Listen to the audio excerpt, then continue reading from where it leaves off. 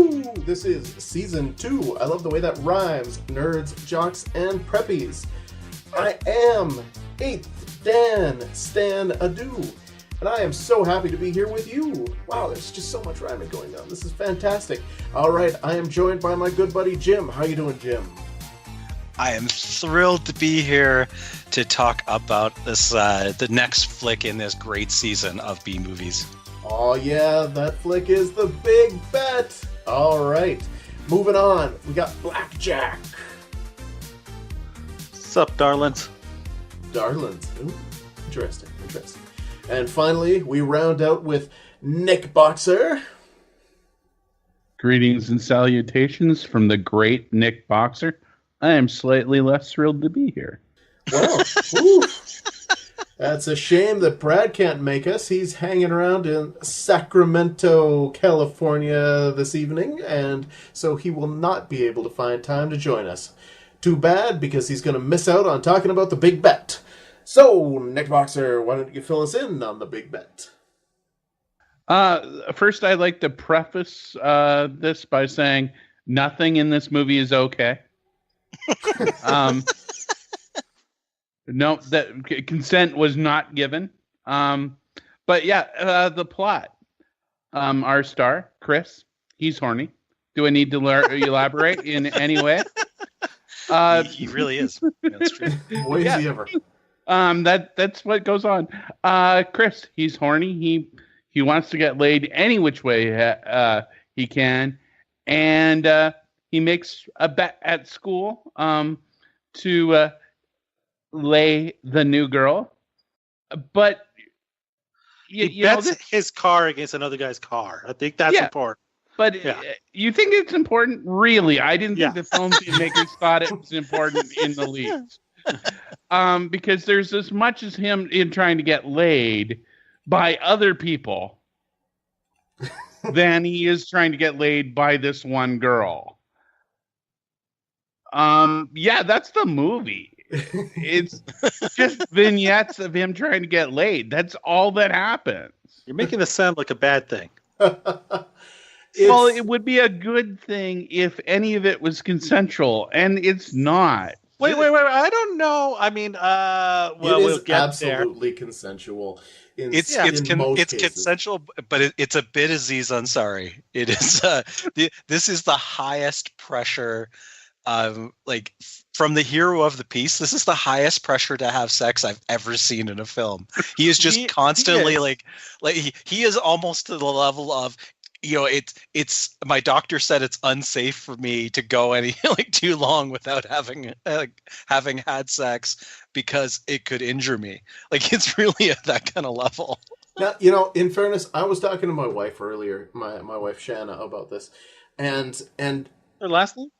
Adu. Shanna Adu? Yep. Okay. And so anyways, the thing that we were discussing was this concept of consent and stuff like that. And she brought up a really interesting point to me, which was the idea of you really have to look at these movies with the proper lens. You can't look at it and just be like, oh, this is a terrible movie and I can't accept it because there's so much bad stuff. It's just there's bad stuff in any 80s movies generally because of the time. And I mean, most of this stuff is essentially satirical in its own way. So I appreciated that, coming from a woman and being able to understand that it's just I mean, we're not condoning. Wait, what they your wife is a woman? Yes, oddly. That's the way it works in this case, And so I just appreciated the fact of, it's that's absolutely right. We should be looking at it almost as satire, and that just appreciate the lens in which it was given to us. And the sex with the older woman. I mean, it was consensual, Absolutely. Fully consensual. I don't know that it's still right, but legal. But it was consensual. I don't know what. Well. I mean, who knows? He wasn't 18. It was not consensual. Yeah. Well, we don't know what state he's in. So that does matter. Depending on what state he's in. Did they say that he's not 18? I mean, he does have his own car and everything. 17. Yeah. He's 17? Okay. It's all close enough, you know. That's what I say. It's not the kind of thing that anybody. I mean, If there's grass on the playing she's not field, his teacher. if she's not his teacher or something, though, she's his neighbor. It's fine. Yeah. well, yeah. I mean, he wants her to be his teacher. Fuck I mean, yes, he does. That's awesome. Yeah, so he meets the new woman across the street, and he helps her out with some plumbing. He's the worst plumber in the history of plumbing. He makes the drainage pipe on a sink spray water, which is a really amazing feat. and it's excellent because he's not even loosening it. When he's got the wrench, he's above the joint where you would actually. He's just kind of knocking against the pipe. And then he asks her to be his sex mentor, because he thinks that he could probably win over the new girl if he just got some coaching from an older, more experienced woman. Now, I did not get that at all. That actually explains a thing or two. Wow. Jack, do you have a nerd alert here? Because I actually do have a nerd alert, but it's yours if you got one about the neighbor lady. Other than the obvious, go ahead. So the actress who plays her, I don't have it in front of me. Sylvia Christel. Yes, she might be well known to fans of B movies. She was the star of the Emmanuel series of French softcore porn films. Yes, very, very popular. Which is fantastic. Like, honestly, that when I found that made, kind of made my day as far as this movie goes. Because and when I said the obvious, that's what I meant. Yes. I mean, I thought that was actually one of the selling points that everybody knew that. Yeah. Yeah. This is because this has a couple of people. One of the things that really struck me about this movie, above a lot of them, is how beautiful the women were in this. These were some gorgeous women that were getting naked, and it was like, wow, there's high quality boobies. And at this point, I'd like to say that when we said that it's posted, there is on YouTube a short version. There's like 75 minutes without the nudity, and then there's like almost a half hour of nudity version. There's like 140 minutes.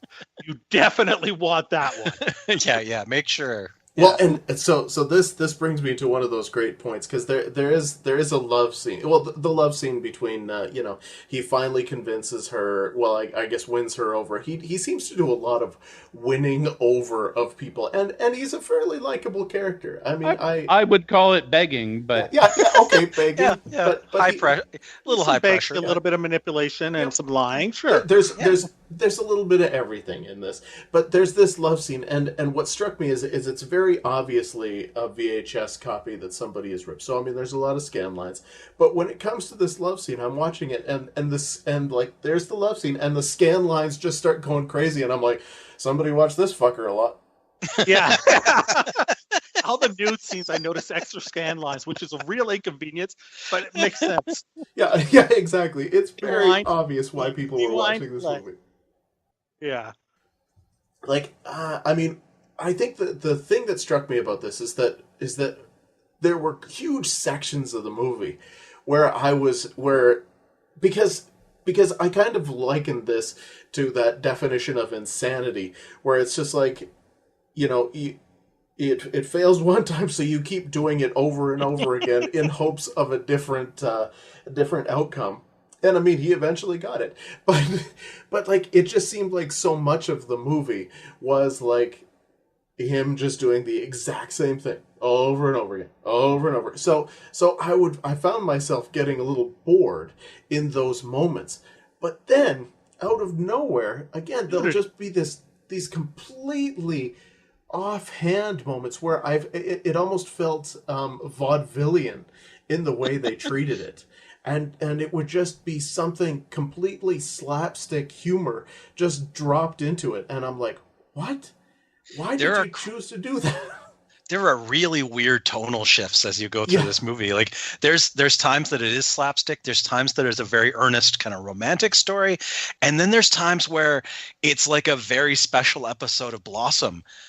where like he's on the beach and the music is swelling and he's staring off, being very thoughtful, and then like for like no reason, and and he's analyzing his life, and he's come to this realization, which is, again, as you say, go back and try exactly the same thing again.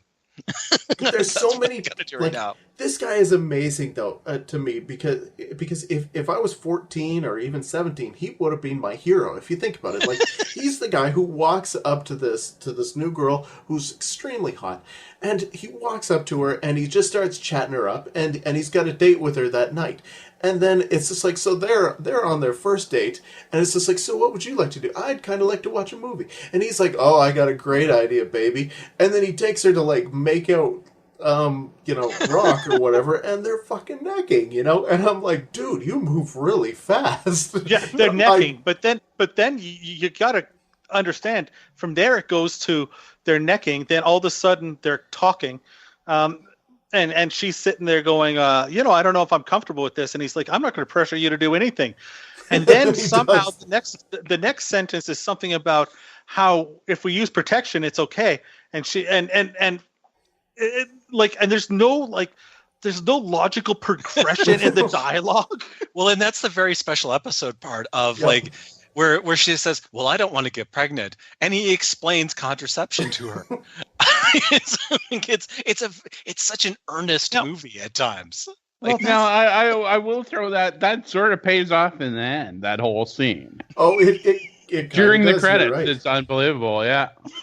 And I'm gonna needed to be there. I gotta talk about that, and I will talk about that in a moment. But this is the same guy. So not only does he manage to do this, and I mean, but then he's managed to get this neighbor who who gets undressed and changes seductively a lot and allows him to see. But then he's still like, I mean, at no point when I was 17 did I have a hot neighbor that I could walk out and be like, hey, your car isn't working. Do you want to go for lunch with me? Oh, okay. After lunch, we're going to go for a walk on the beach, and I'm going to hold your hand.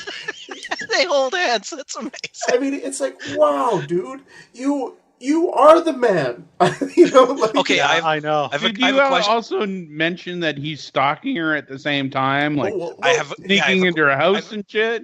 I have a question about that scene, and I really want a ruling from the judges here. Okay, so he's constantly being a peeping Tom with his hot neighbor across the street. His bedroom faces hers. She sleeps in the nude with the drapes open. Repeatedly through the movie, he's spying on her. So he's once again with his binoculars spying on her, and then she goes out to her car, and the car just doesn't start.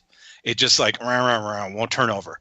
And he runs outside and offers her a ride. Pretty good imitation of a car. Did he sabotage her car? That's my question. 100% yes. I'm gonna go with. I didn't even think it was subtext there. Anyone think it's coincidence? No, I can't think so. I just can't think so. There's too many examples of him being like a weirdo who's pushing so hard.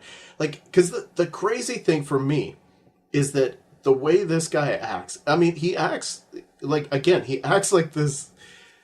When he's with women, he seems like he's really good sometimes, but then he's really awful sometimes. But you have to remember, the opening of the movie explains that he discovers as a very young child basically sex, and that he's horny as a child, doing things he can to look up women's skirts as a kid, has sex very early. They establish that he's like 14 or whatever, and then he's in a dry spell now.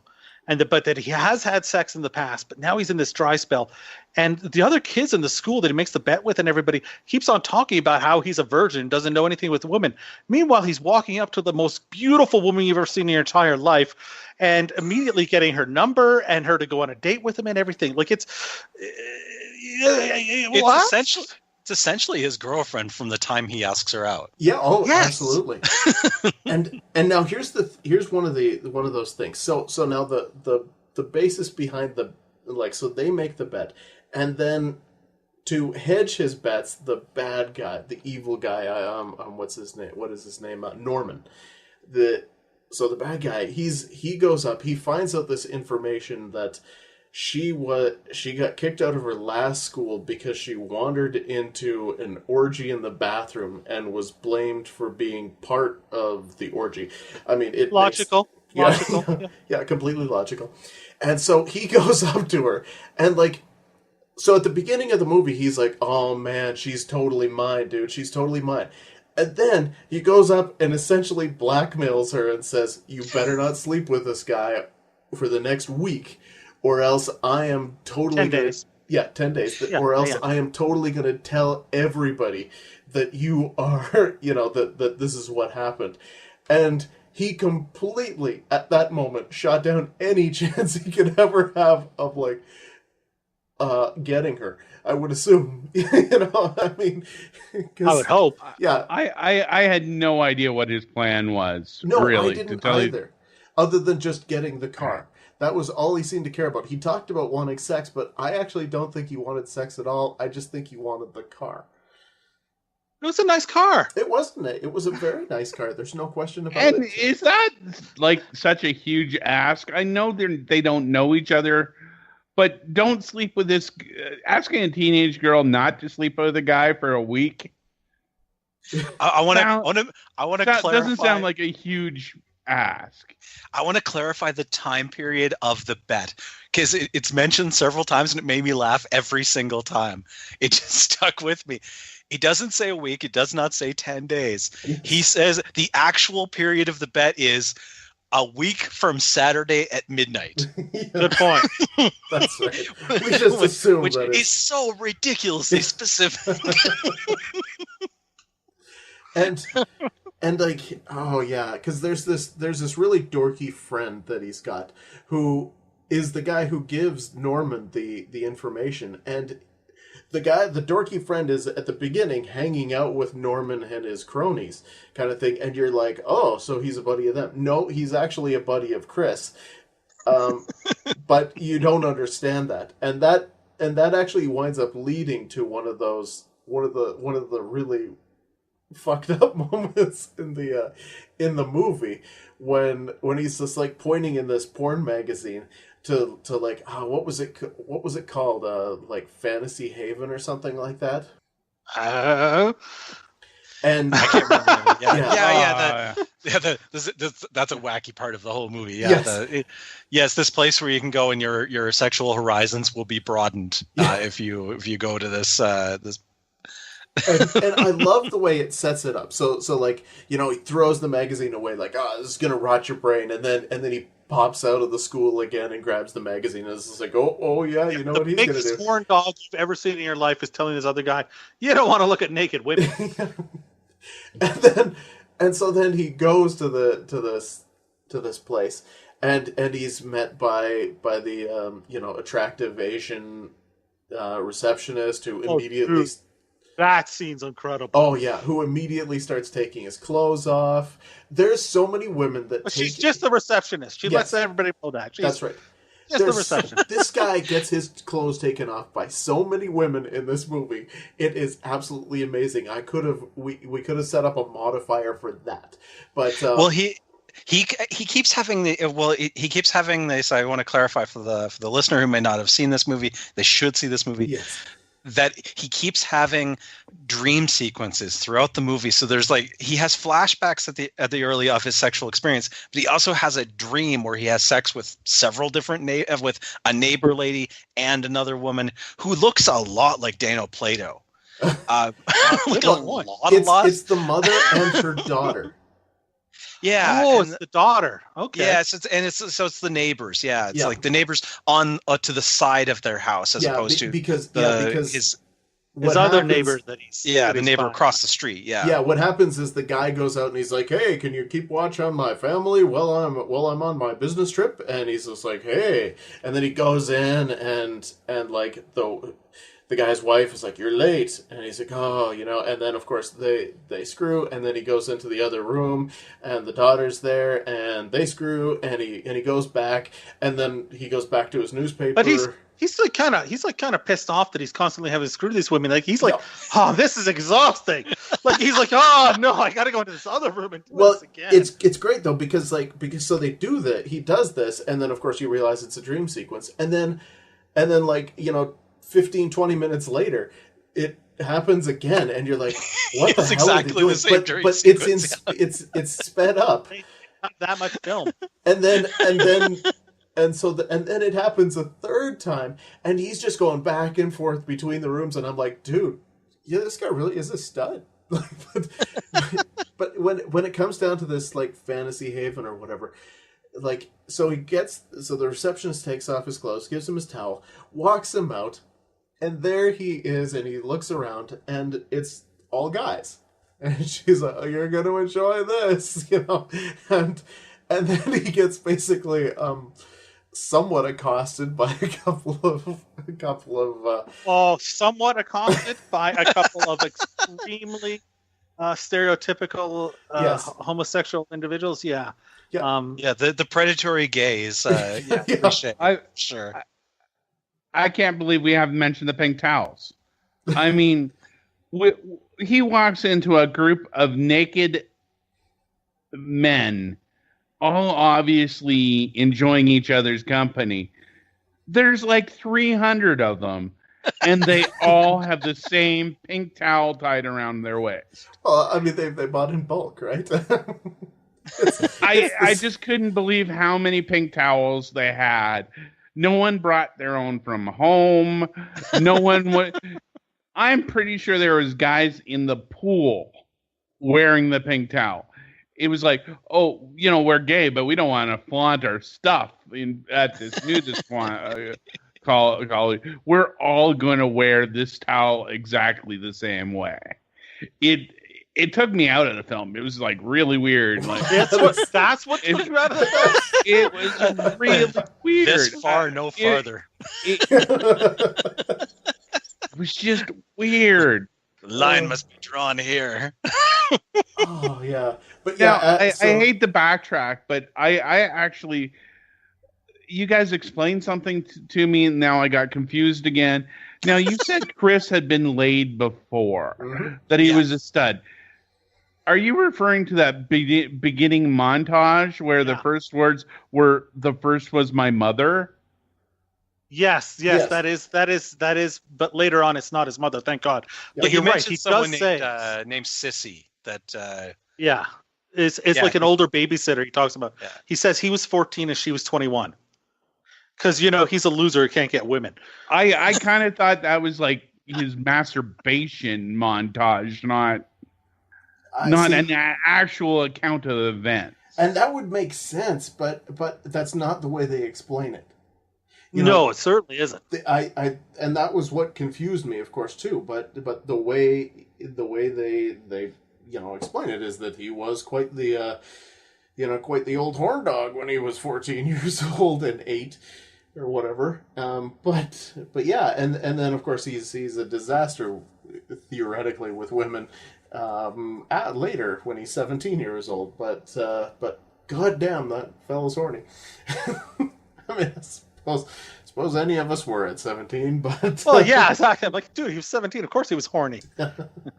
There's so many moments in this where he breaks into fantasy that it's really... I sometimes had trouble telling if it was fantasy or not. Oh yeah, I can see that. The elevator scene. That's exactly where I was gonna go. Like, extraordinarily beautiful woman in the elevator.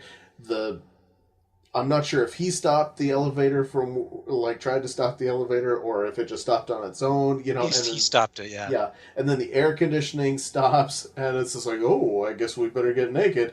And then so they're screwing in the elevator, but then, of course, the elevator starts up, and it gets down, and you look, and there he is, like, basically humping and kissing the ground of the elevator, and there's no hot woman in there. But the thing that I love about that scene is that led to him bringing this girl, Beth, with him to the same elevator and trying to stop the elevator and make sure that she would try to screw him like his fantasy in the elevator.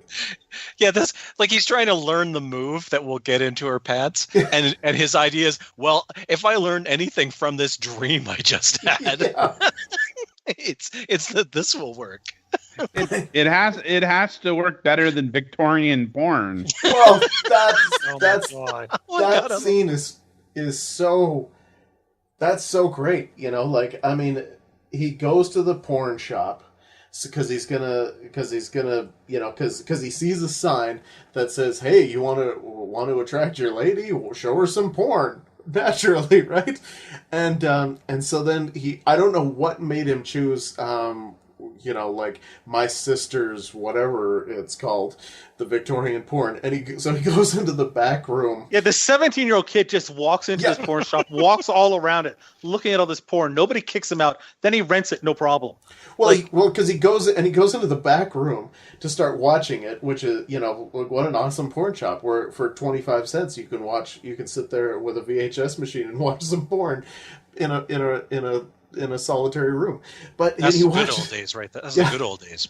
And he watches it, and so yeah, it starts out Victorian. The girl takes 40 minutes to take off her clothes because she's got her fucking, you know, like all the extra accoutrement, and and so then finally she gets naked. Again, very attractive woman gets into a bath that's supposed to have water in it, which I'm convinced doesn't have any water in it, and then it cuts to this little boy looking in, at least, you know, I think like 13-year-old boy, and then that transitions to it being him looking in, and the Victorian girl is Beth taking off her clothes, and so then he's like, oh man, this is the fucking movie for me, and then he takes it back home, and he's like, oh Beth, come on, my parents are gonna be home soon, but you gotta watch this, and he puts it in the VHS machine and he starts playing it. We go through all this and she's got that,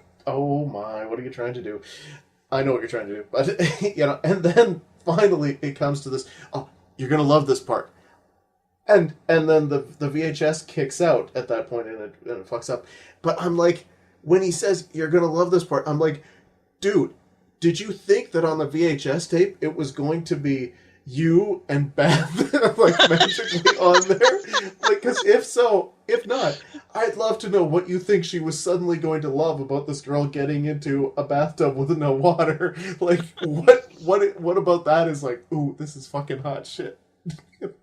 How this kid ever got a second date with her, I'll never know.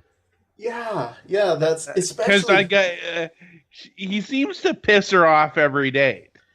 Oh yeah, for sure. And I mean, you know, her father is a minister. Yeah.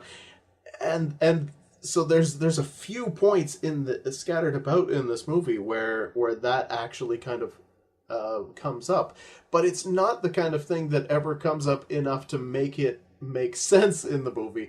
It's really more like, hey, let's put this in, let's toss this in, it'll be great. That's every scene in the movie. Yeah. Oh no, you can't be like there's this. Suddenly they started just throwing shit in.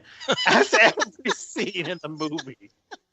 So I like this is so when it finally comes down to the end and she's like, you know, he's admitted that he made a bet, which of course pissed her off, and she is about to tell him why. You know, why she's being blackmailed, which she never comes out with. And but she's there's so this moment. She never tells him? I don't think so. I thought she did. I think she's kind of I think she tells him that something happened, but not that she's given him the blue balls because of this. Yeah. Like it's just like halfway toward it. Yeah. But there's this moment where after that happens and she's like all pissed off at him and he's all pissed off with her because she won't put out, and so he drives away in the car and he goes down and he's driving past the beach and he's just like, fuck, and then he turns around and then the next thing you know he's driving back and it's nighttime and I'm like, where the hell were you going that now you're driving back into the city? You know, and it's nighttime. He had to go somewhere and stare off into the distance. That's what he needed to get done. Yeah, exactly. He needed some good solid staring in the distance. The first probably 20 minutes of this movie, I was like, oh, we fucked up on this one. We picked a teen sex drama instead of a teen sex comedy. Because there is a lot of those. Yeah. Yeah, because it's just so boring in these moments where you're just like, oh man, these people aren't good enough to pull off like this drama. That's for damn sure. But there's one great line there at the beginning when he's having his dream sequence. The dream dialogue that happens while he's having dream sex. One of the girls says, "How can a man be so desirable?" I'll tell you how, because it happens when he finally does get to have sex with Beth. He makes himself so desirable. Spoiler alert. Yeah. He makes himself the weirdest the weirdest. Yes. Actually, of all of the crazy plans he had to seduce her, when they actually have sex, it's weirder than all of those. No, like he goes like because so the car pulls up next to one of those flashing lights that's on top of one of the construction sawhorses. Like a warning light, yeah. Yeah, and so he pulls this warning light off, and I'm like, "Are you gonna try to fake being a cop or something like that? You know, you're gonna fucking Starsky and Hutch it on top of your convertible?" But no, so he takes this light, and which I'm not sure how. Like, apparently it's battery operated, which seems really inconvenient. That makes sense. But anyway, so then he goes to her house, and it's just like, "Hey, baby, hold on, I need to go to the garage for a second." Okay. So he goes to the garage and, like, flips the breaker, turns off the lights, and then he turns this light on. And so it's kind of flashing around in this orange, bathing the room in this orange glow. It's such a weird choice. And then she proceeds to do like a striptease, like, "Oh, you didn't even have to do this for me. I would have done it anyways." Because by now she's realized, because there is a scene that happens just before this, where Norman, who is a black belt in 2 forms of unnamed martial arts, played by Ron Thomas, I might add, who's from The Karate Kid, you know, another person from The Karate Kid in one of our movies. But so Norman, you know, is like, "Oh, karate man," like this could have been in like White Dragon season 1, you know, and like he's whipping around, and then Chris just like kind of walks up to him and like pops him in the chin and knocks him out, like. And but it's not like a good punch. Like, no. If you were to throw a fake punch that didn't hit somebody and looked like it hurt, like if you're like a kid and this is like kids are pretending to play fight, that's this punch. Yeah, it looked terrible. It was awful. But she's like, you know, it cuts back to her and she's got this look on her face like, "Oh, I don't know," and then he punches him out and she smiles, and it's just like, "Oh, okay." And then by the end, you realize, like, that was exactly the moment that sold it for her. Like, yeah, dude punched out this guy. So, fuck, he's hot. He stood up for her, Yep. you know, because he stood up for her when she was, you know, this guy was blackmailing her, right? Yep. So, yeah, but, totally logical. Oh, yeah. But, yeah, totally. So they have sex in this, with this, you know, orange glow surrounding them, and that's... You know, I think, and that is the end of the movie. Like, that is the direct end of the movie. There isn't any. That's not the end of the movie. No. I mean, there's the credit point. I'm going to get to the credits. Believe you me, I can't let the credit part go. But like, there's no going back and like wrapping up the Norman thing with the car. And hey, maybe it was for the best that they didn't. The movie was already a little long, anyways. But. Yeah, then when the credits start to roll and they start showing pictures of them together, you know, Chris and Beth together, and then one of the pictures, I'm like, "Is she pregnant?" And then the weirdest choice in a teen comedy ever. Absolutely. Hey, this hot chick you were just beaten off to, she's pregnant now. and then you move And then you move next, and because earlier in the story, she had talked about how her mother had her when she was 16. Don't know whether that was the truth or a lie, but hey, history repeats itself. It looks like, but wait, they graduate high school before she's pregnant. Oh, they make that clear. They show their graduation photo. That's true. Right. Then That's they're true. pregnant. Good point. Okay, so we assume they get pregnant. Yeah, get married. otherwise it'd be weird. Yeah. It would have been. I would have considered. If it was me doing it, I would have considered Mary showing a marriage photo. I mean, it is the 80s after all. But then, so yeah, okay, we established that she's pregnant because the next one, she's very obviously pregnant. And then that jumps not to a baby, but no, like a fucking 8-year-old. He's holding like this 8-year-old up. And they, of course, look exactly the same as they do in the rest of the movie. Yeah, exactly. And they're like doing their family things. And I'm like, wow, these leaps that you're taking are just amazing.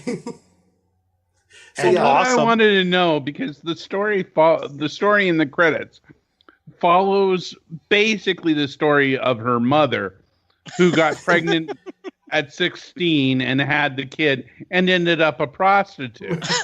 Yeah. I was actually wondering if there was one slide at the end of the credits that we missed of her street walking, because this life that they've set out for Chris in the credits looked so horrible that I'm sure he left her immediately. Well, no, because he had an 8-year-old, so they were obviously at least together for 10 years or so. Yeah. All right, are we ready to move into scoring? We are ready to move into scoring. Hell yes. Yeah, I don't think Stan's left anything for us, so let's move into the scoring. All right. Stan really had a connection with this film, didn't he? No kidding. Yeah, I can't wait to hear the scores that Stan brings to this, because he definitely brings a passion to it. So we rate these. We are on the search for the ultimate B movie. We rate each of these films in 5 categories, none of which are objective quality. The first category that we go to is called schlock appeal, and we start with Stan. See, this is the really funny part, is that you talk about this and right away after I watched the movie, I'm like, oh, I can't give this a high schlock appeal mark. It's only a 2 for me,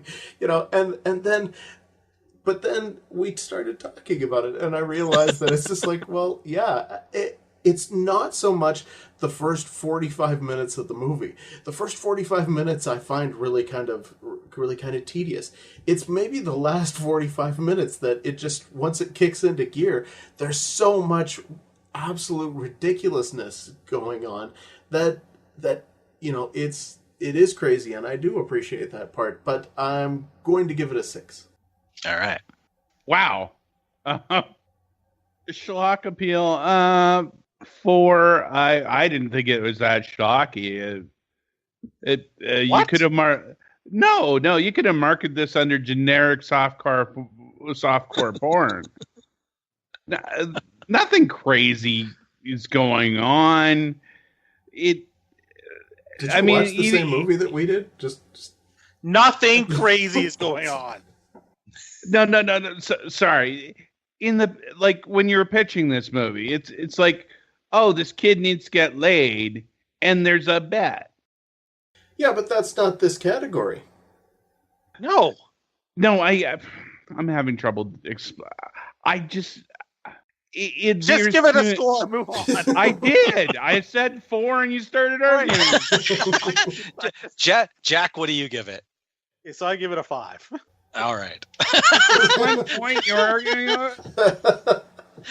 But I'm not saying why it's a 5 wrong. I just said it's a 5. We're done. Move on. I thought it was a bit schlockier than the rest of you. I think it's the way that they get to the nudity quite a few times is kind of hilarious to me, because there's nothing organic and necessary to the plot about the nudity at pretty much any point. So I'm going to give this a 7. Yeah, it does a beautiful job of that, of just like, I think it's time to add more nudity. How do we do that? Well, let's do this. It has the most nudity of a film of this season, without any question, and the most graphic nudity. And since it's probably equivalent, maybe even a little more, I think, than Raw Force in season 1. It's pretty close, but the extra, like the jamming in of extra nudity, because when he's having his flashback to his earlier sexual experiences, 2 of those women are just photographs that they've put into the movie. They're not even a scene, but they're new photographs at least, and that is that's a good add-on. Well, let's move into more heart than budget right away, and so Stan can keep moving along here. Well, in all fairness, this one I'm going really low here. This didn't feel like there was a lot of heart with the budget. It felt a little budgety, but I really, other than like the weird shit, it didn't feel right in that case for me. So I'm only going with a 2. No, I'm going with 2 as well. This is the second to last movie of the great Burt I. Gordon. And I was disappointed. This is a director at the end of his career, just trying to get another paycheck. And he had to get phone over to China to do it. It's sad. But apparently he made his best movie in 1995, according to him. Really? Yeah. Wow. Like there's this huge gap. There's this movie, and then there's another movie, and then in like 1995, after like 14 years, he comes back and makes another movie or whatever. It's like, I really wanted to like this film because Burt I. Gordon is a great director. Yeah. Mr. Big. I mean the major relatively speaking, right? I mean you watch The Spider. I mean, that is just an entertainment film. Land of the Giants is a great film. Empire of the Ants is a terrible film, but on this podcast, we'd love it. and we will be talking more Burt I. Gordon in the future. I'm sure we will. Guarantee that. But, and I want to buy his autobiography. Boy, do I ever. But I mean, this is not a great effort by him. So yeah, I'm not giving any higher than that too. Although I do have one little note about Burt I. Gordon as I was looking through some of his sex comedies, because he's got a couple of other sex comedies, and one of them is about a guy who won't have a relationship with a woman because he wants his mother. And I'm like, wow, that's like brought up in this, loosely in this movie.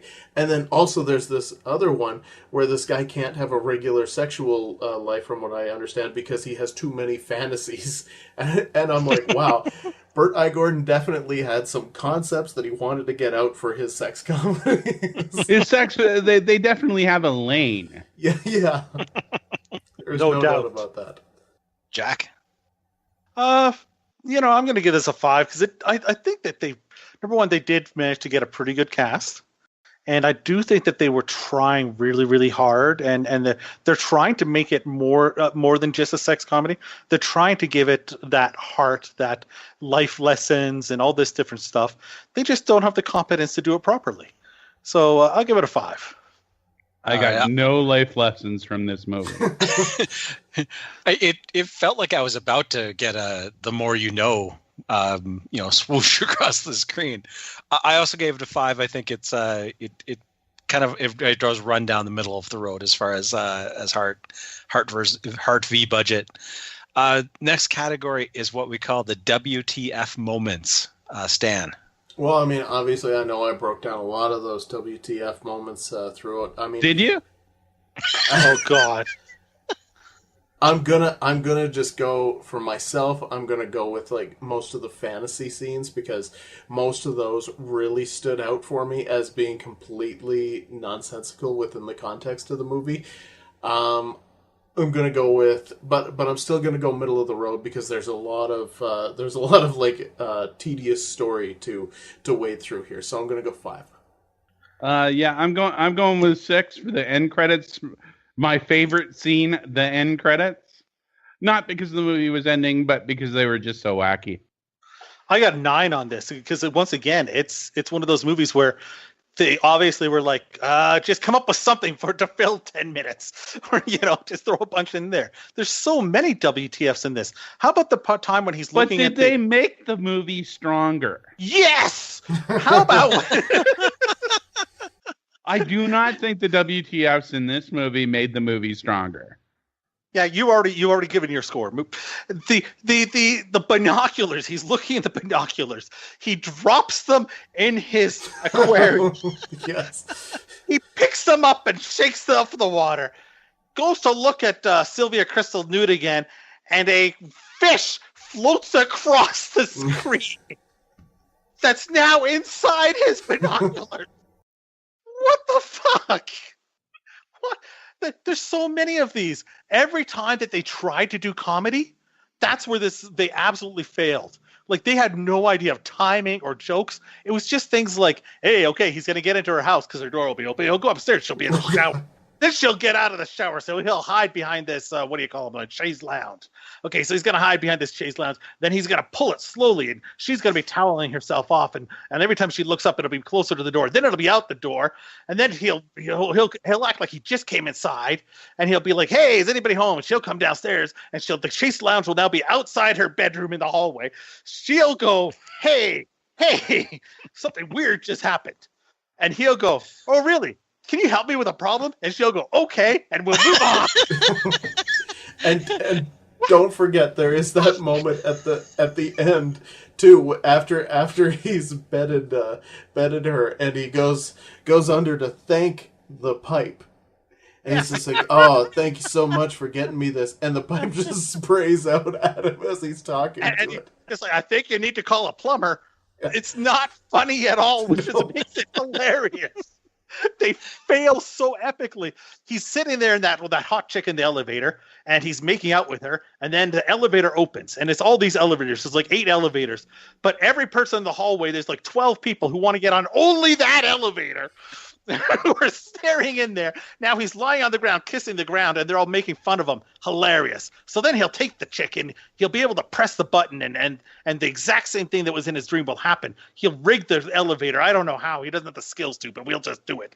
He'll rig the elevator. It'll go off. He'll be sitting there making out with her, and hey, we'll have the lights go off, and then he'll pretend to throw up. Hilarity ensues. Fucking terrible. So funny because it's so not funny. This thing is loaded with these WTFs. Out the door. A 9, a solid 9, almost a 10. All right. Well, there's the passion that we were talking about earlier. I do love the fish in the binoculars was brilliant. It is. That is a great moment. So I love. Yeah, the neighbor comes downstairs and she's very confused and she says, "My chair's in the hallway," and he says, "That is very strange." I'm going with a 6. It's not the craziest thing we've seen, but there's some fun stuff in this. Yeah, he totally no-sold that chair. All right. She's okay with it. She's not like she just accepts that probably ghosts. That's I don't know. It's new.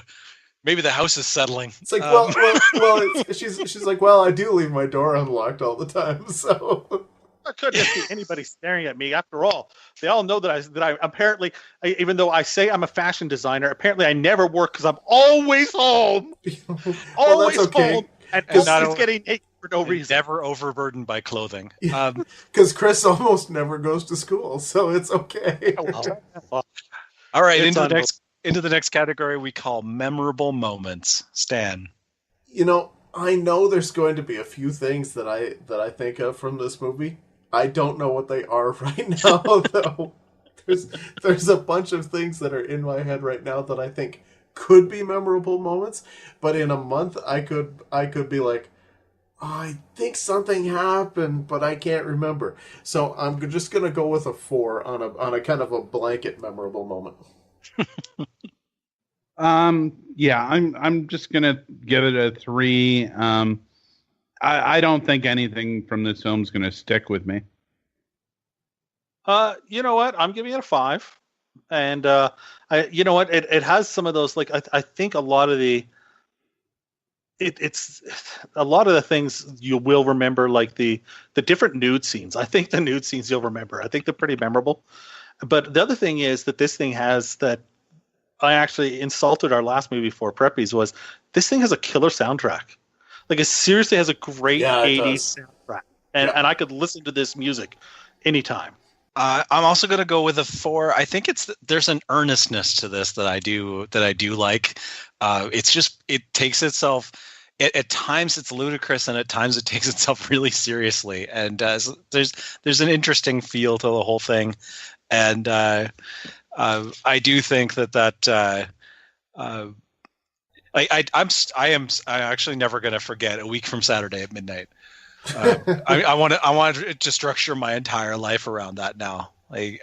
All of my due dates will be a week from Friday at midnight, a week from Thursday at midnight. That's a great idea. It is a great idea. All right. I gave it a 4. We're rolling on to our last category, which is called the crazy concept. Yeah, as far as a concept goes, the fact of guys at school and a bet and to lay a girl, again, that by itself is not a crazy concept. The crazy, much like Preppies, the crazy gets laid in over top of this. So I am just going to go with a 3. But Chris is a more likable, and versus Preppies, I will say Chris is a much more likable hero than anybody in Preppies was. Yeah, this is a tough one. Yeah, I'm not going high. I'm just gonna say 3. It's not way out there. I don't think on the page it was way out there. So yeah, 3. I'm done. Okay, I got a 5. Yeah, no, I think when you throw in the older woman with the younger woman, with the bet, with the dreams and the hornet, I think when you throw it in, it's all like what would have been part of the pitch, and it's all such a mishmash. It's not one thing. Like Preppies is one thing. This is a bunch of things. They're not terribly original, but there's a whole bunch of them. So I think a 5. All right, I'm also only going to go with a 3 here. I'm pretty sure that Patrick Dempsey was in this movie already. I think there's another. It feels like there's another movie exactly like this. All right, so that brings us to the end of the. I think this would have been first. Yeah, probably the Patrick Dempsey. It's probably a lot of movies copying The Big Bet. Yeah, so, a lot of them. It's understandable. So every season we have 6 secret modifiers. 3 that can add a point, 3 that can subtract a point. This one was a tough call. We do have a category that is a dicey one. So first off, we're going to add a point for having. If you don't give it this, I'm going to be pissed. By the way. So, wow, that's a lot of pressure. So first off, it gains a point for the Mrs. Robertson character. The older woman that is the sexual aggressor. It also gets a point for nudity in the first 5 minutes. Congratulations on one of the fastest. I think it's like 8 seconds or something in. There's 8 to 20 seconds in. There's nudity in this film. It does subtract a point for what we call problematic content. He repeatedly is a peeping Tom. He very probably sabotaged her car. And because he's 17, that's technically child porn we watched at the very end of this film. And let's face it, I mean, he is always very handsy on the girl. And, I think there's a lot of high pressure sex. High pressure to have sex. Yeah, I think that actually that category for this movie, I think you could argue it's even worse than Nerds.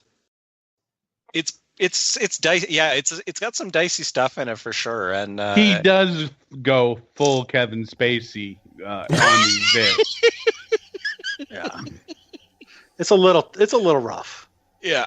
It's this. You could make a good think piece off this when it comes out for its 30th anniversary DVD or Blu-ray edition. Yeah. All right. So get for the quality of the woman. So all of this. Oh yeah, that I enjoyed watching this in VHS quality. I would very much like to see it in Blu-ray quality. Which brings us to a grand total of 47 out of 100. So a little on the lower scale Congratulations, The Big Bet, for making it onto the charts, though, as we search for the ultimate B movie. Now, for me, when I look at this movie, I as an older gentleman to some degree, I don't. Pardon me.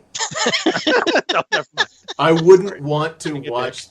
I wouldn't want to watch this movie that much right now. There are lots of ways to see boobies and see naked women. This is not necessarily the way I would choose to do it. But if there is one thing that I could do for myself as a 15, 16-year-old kid, I wish that I could introduce myself to The Big Bet at that age. Because I feel like this movie would be an absolute blockbuster for me at that age. Oh, there's no question. I would not give a rat's ass about the story.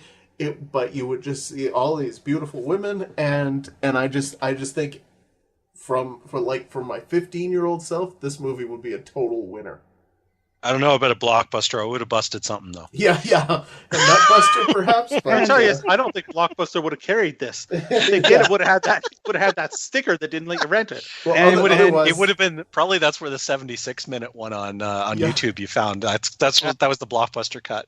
And if you had done that, if you were able to get that to your teen and stuff, you'd be having a whole lot more sex now in prison.